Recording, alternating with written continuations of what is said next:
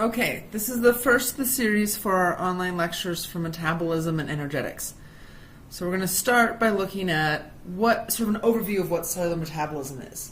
So some of these things you've seen before when we talked about it with digestion. You've also seen them before in Biology 111.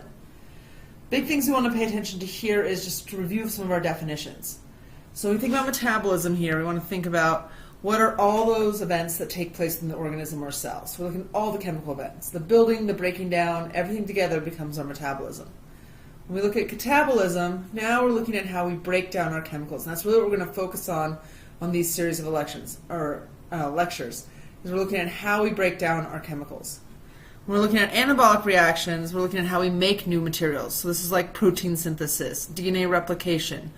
We'll talk about some examples of this when we're making our anabolic reactions to make like chains of glucose called the glycogen to store it for later, or when we talk about how we make lipids out of our foods as well too to store for later. So when we're storing energy for later, we'll talk about a couple anabolic reactions in this series of lectures. Big things we want to think about here are our metabolic turnover. When we're looking at this, our cells are constantly doing metabolism. They're constantly changing chemically, and this is part of how living in homeostasis takes place. Our cells are constantly replacing our organic components, so our carbohydrates, our proteins, our lipids. So pretty much everything except for our DNA is continuously being replaced. Our DNA we don't tend to replace, we just tend to make copies when we make new cells. Other big things that we're going to talk about here is we are going to use those substances from our catabolic reactions, so from our breakdown reactions here, and we're going to things that do use components that are absorbed through the interstitial fluid, so things that we absorb from digestion becomes our nutrient pool. And we'll have a whole lecture that talks about how this what's a part of this nutrient pool, how it's created, and how it's used, so we can keep track of what those nutrients are. This right here is the great slide that talks to us about this overview of everything that's taking place. When we're looking at this, we can see here that we've got our catabolic and our anabolic reactions linked. So the catabolic reactions provide the nutrients. The anabolic reactions are going to use those to do all the results here. So we're going to maintain and repair, do growth, secretion, make our nutrient reserves, so that nutrient pool, all that takes place there. When we feed into this nutrient pool, that's going to come from all these organic molecules that we get from our digestion. So we break down our proteins to amino acids. When we take our lipids and divide them up into smaller pieces so we can absorb them as those chylomicrons, or we make just digest our simple sugars as well. All that's going to take place there. From this nutrient pool, we not only get things that we need to maintain and repair our cells, we also get the energy that's needed to do this, and that's all through our aerobic respiration that's in the mitochondria.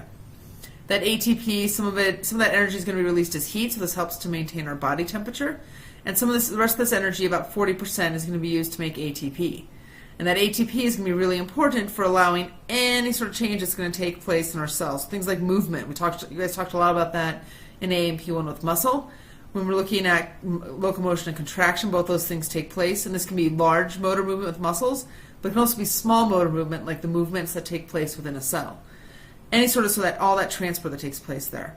All this movement across membranes is going to require that. Anytime we're building, we're going to require ATP, so we need to have have an ability to make ATP.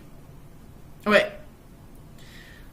In metabolism, one of the things that happens is that the biggest use that we have is with carbohydrates. Carbohydrates tend to be our preferred for catabolism because we get a lot of energy from it quickly.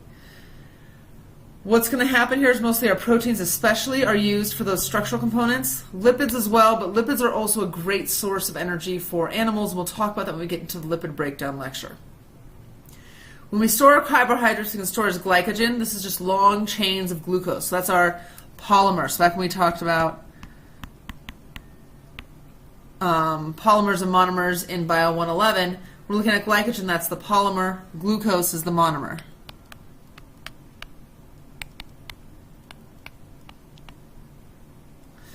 And so we have these things that build these chains. We get these long chains of glucose, making that polymer of glycogen. What also happens with our carbohydrates is that most tissues, we transport the glucose into the cell by a glucose transporter.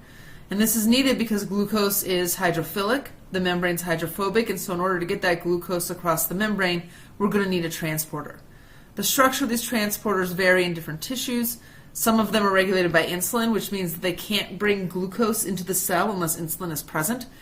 Other ones are not regulated by glucose, which means that glucose can constantly get in. So like in the brain can constantly pick up glucose from the cells, but in adipose tissue, for example, only when insulin is present will glucose come into the adipose cells. Once they're in the cells, it can get broken down in glycolysis, which we'll talk about in our cellular respiration lecture, or it can be converted into other sugars like ribose. Ribose is that sugar we find in our DNA and our nucleotides.